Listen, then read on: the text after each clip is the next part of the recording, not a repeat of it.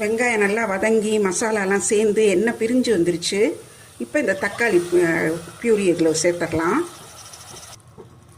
ஊற வச்ச துவரம்பருப்பு, ஊற வச்சுருக்கிற பாசிப்பருப்பு, இது ரெண்டுமே நல்லா ஒரு 1 hour சோக்காக இருந்தது. நல்லா களைஞ்சும் எடுத்து வச்சுட்டேன். எல்லாம் சேர்த்து இன்னும் கொஞ்சம் தேவையான அளவு கொஞ்சம் தண்ணியும் சேர்த்துருக்குறேன்.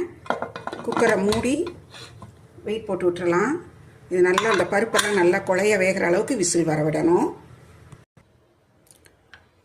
குக்கர் ஒரு 4 விசில் வர வச்சுருந்தேன். ப்ரெஷர் நல்லா ரிலீஸ் ஆகிடுச்சு. எப்போவுமே இந்த மாதிரி ப்ரெஷர் பேனில் வைக்கிறப்போ அந்த உள்ளே வைக்கிற பொருள் நல்லா கொதி வந்ததுக்கப்புறம் மூடி போட்டு அதுக்கப்புறம் வெயிட் போட்டோன்னா இப்படி மூடியில் வெளியில் சிந்தவே சிந்தாது, நல்லாயிருக்கும். நல்லா வெந்துருச்சு பாருங்கள். எல்லாமே சேர்த்துட்டோம். ஒரு 1 pot குக்கிங் தான்.